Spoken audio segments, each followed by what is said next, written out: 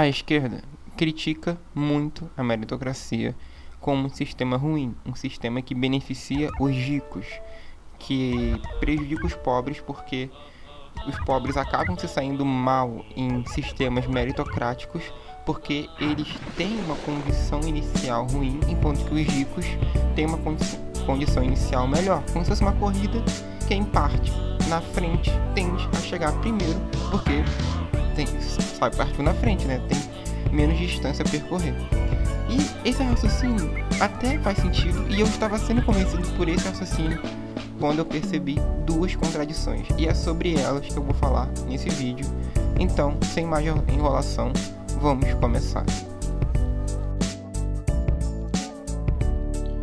A meritocracia é um sistema que a esquerda critica bastante, e a crítica da esquerda é até boa. E eu mesmo, quando estava estudando para escrever o texto para esse vídeo, eu estava pensando, putz, a esquerda tá certa. A meritocracia premia os mais bem colocados, premia os que têm condições melhores, e as pessoas que têm condição pior, em qualquer teste, ou numa prova de escola, uma pessoa que estuda em escola pública e uma pessoa que estuda em escola particular, na hora de fazer o Enem, quem vai ter uma nota maior? Provavelmente quem estuda em escola particular.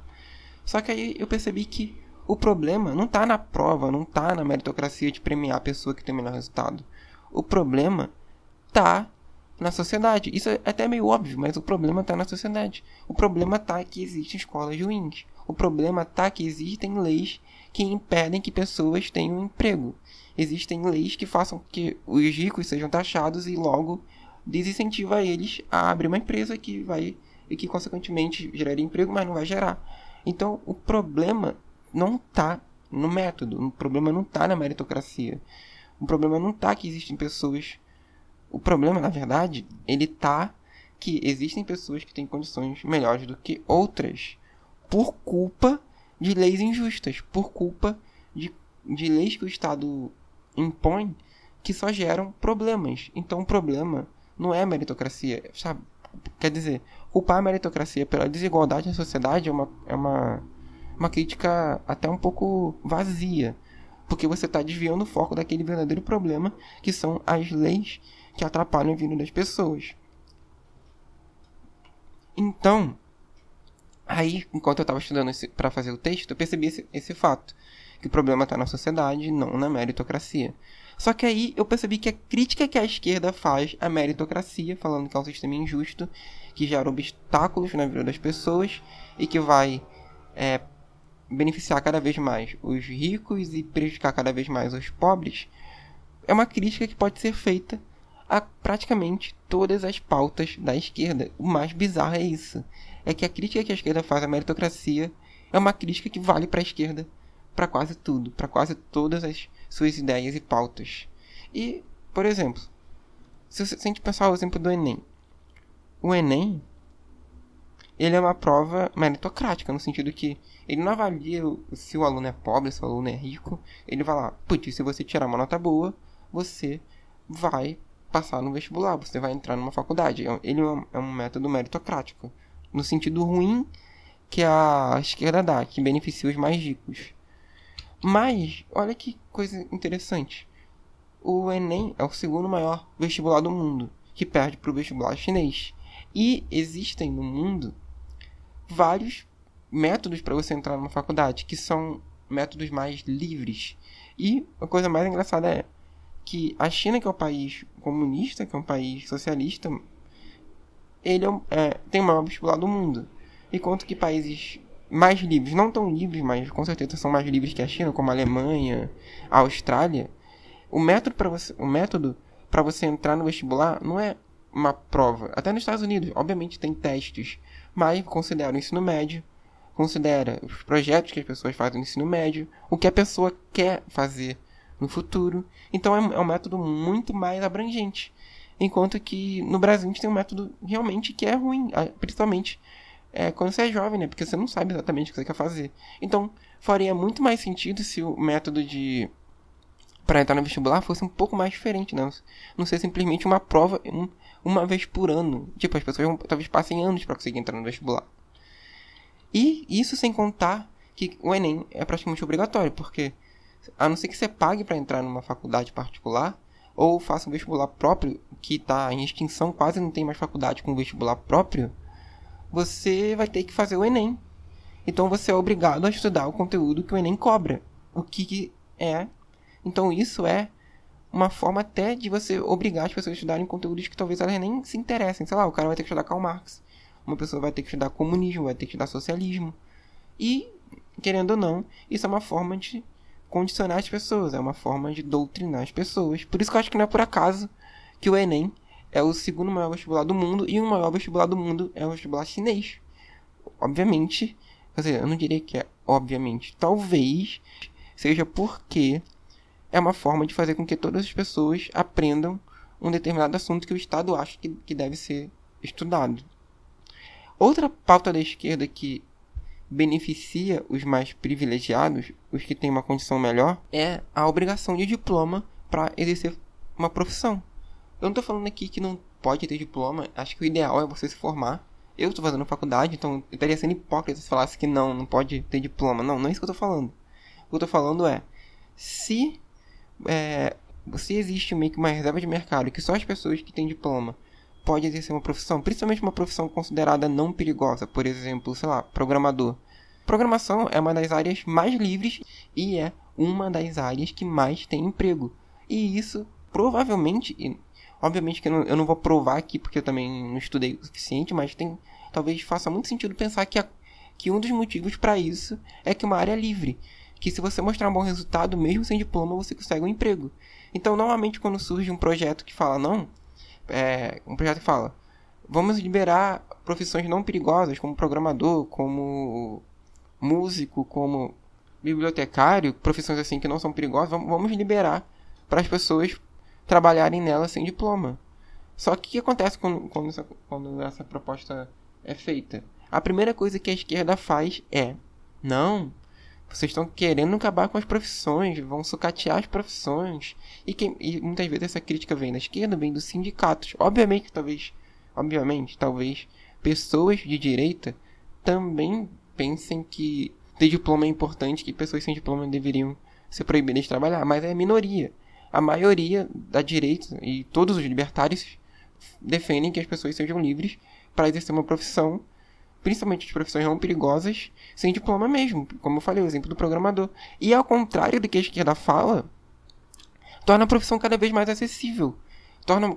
Surge cada vez mais projetos dessa profissão. Quer dizer, a área de programação, com certeza, é uma das áreas que tem mais emprego e é uma das áreas que surgem mais inovações. Por quê? Porque é livre. Então, o grande ponto é, quando você proíbe que as pessoas trabalhem mesmo sem diploma, você está fechando e criando uma reserva de mercado, está fazendo com que as pessoas meio que sentem no diploma e talvez não busquem se aperfeiçoar. Porque fala, eu tenho uma reserva de mercado, eu vou ser contratado porque está proibido contratar outras pessoas a não ser que tenham diploma.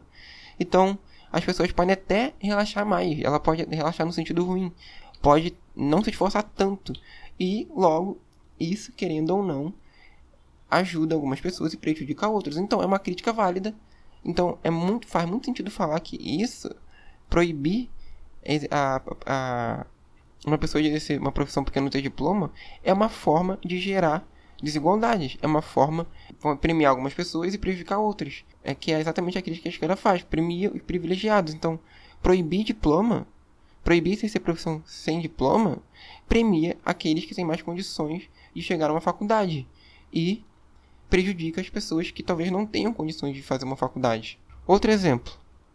O salário mínimo é basicamente falar que pessoas que trabalham, que produzem... o salário mínimo é basicamente falar que pessoas que produzem menos do que um valor X não podem ser contratadas legalmente. E quem é normalmente as pessoas que têm uma produtividade menor? São os pobres, são os jovens, são as pessoas com pouco estudo.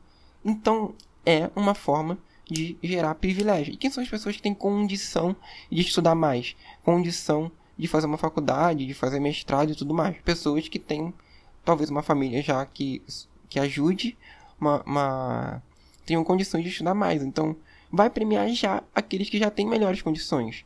Se você bota o salário mínimo num valor alto, só as pessoas que tem alta produtividade vão conseguir trabalhar. E quem são essas pessoas?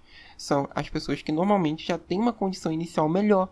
Então, basicamente, criar a lei do salário mínimo é uma forma meritocrática, no sentido ruim da palavra, de selecionar as pessoas. Os que têm mais condições vão se sair melhor. Os que são pobres, os que são jovens, os que têm menos conhecimento vão ficar para trás. E isso vai gerar desigualdade de oportunidade. Outro exemplo também é regulações. Você cria uma empresa. Se você é uma empresa pequena que talvez você não tenha muito dinheiro, se for tanta burocracia que talvez você não consiga criar empresa. Mas se um rico criar uma empresa, ele consegue lidar com muitas regulações. É por isso que muitas empresas ricas, as empresas grandes, defendem regulações, porque elas podem arcar com as regulações e elas sabem que as pequenas não podem arcar com as regulações. Logo, as empresas pequenas vão ser fechadas. O que, novamente, premia os mais privilegiados, os mais bem colocados. A esquerda é muito contraditória, pois diz que é contra a meritocracia, porque, segundo ela, a meritocracia premia os privilegiados, porém, todas as suas pautas premiam, ironicamente, os mais privilegiados. Mas isso ainda não é o fim da contradição. Agora vem a pior parte. Quando a meritocracia realmente poderia funcionar como um método justo, eles rejeitam, porque realmente para o vestibular a meritocracia não é um método tão bom. Porém, para cargos onde é necessário competência, a meritocracia é o método ideal. Só que, como o Lula falou, ele prefere um bom político para os ministérios do que uma pessoa técnica. Seria muito melhor se a escolha do Lula fosse técnica. Diga-se de passagem, seria muito melhor se o Lula nem estivesse na presidência. Mas, já que ele está na presidência, o ideal é que a escolha fosse técnica, não? Porque, assim, o ministério seria gerido por pessoas que buscam os melhores métodos e que, por mérito próprio, se mostraram competentes para exercer o cargo. Mas não é assim que o Lula pensa. Pois, afinal, um técnico não vai ser uma marionete do Lula, não é mesmo? A meritocracia não é um sistema ruim, porém, ele deve ser aplicado nos lugares corretos, no mercado. A meritocracia premia as pessoas que oferecem os melhores serviços, não necessariamente são as que se esforçam mais ou as mais inteligentes. Inclusive, um estudo recente mostrou que os mais ricos não são os mais inteligentes da sociedade. Isso prova que no mercado o mérito está em agregar valor às pessoas. No ambiente burocrático ou até dentro de uma empresa, a meritocracia pode funcionar muito bem, premiando os funcionários mais dedicados em detrimento dos mais relaxados e preguiçosos. A esquerda é extremamente contraditória. Os seus métodos, quando aplicados na sociedade, funcionam beneficiando os privilegiados e não os pobres. Ou seja, querendo ou não, os seus métodos são meritocráticos no sentido ruim da palavra, aquele que a própria esquerda deu. Ajudam aqueles que já têm uma condição melhor. E quando a meritocracia deveria ser usada, eles rejeitam para fazer escolhas políticas, o que também prejudica a sociedade. No fim, a esquerda acerta ao perceber que existe uma desigualdade de oportunidades. Porém, muitas vezes, são suas próprias pautas que mantêm essa desigualdade na sociedade. Chegamos ao fim do vídeo e foi um vídeo muito legal mesmo de ter feito, porque eu comecei com uma ideia na hora de escrever, só que enquanto eu estudava para fazer esse vídeo, eu mudei minha opinião, percebi que inicialmente eu ia criticar a meritocracia, só que eu percebi, caramba, essa crítica que a esquerda faz não é crítica à meritocracia, é uma crítica à sociedade, porque se a escola é ruim, se tem muito desemprego, que eu falei no início do vídeo, se tem todos esses problemas sociais, o problema não tá na meritocracia, o problema tá na sociedade. E eu percebi, caramba. Aí depois eu percebi outro detalhe. Muitas das pautas da esquerda é que geram essa desigualdade. Então a crítica que a esquerda faz é vazia. A gente tem que criticar os problemas sociais e também a esquerda, porque são muitas das suas pautas que criam esses problemas sociais. Muito obrigado por vocês terem assistido o vídeo até o fim. Gostei muito mesmo de ter feito esse vídeo. Eu também espero que vocês tenham gostado. E se vocês gostarem, deem like, compartilhem, comentem o que vocês acharam. Se você também não gostou, também comente para falar de algum outro argumento, uma coisa que eu não pensei. Então é isso. Muito obrigado por ter assistido o vídeo até o fim.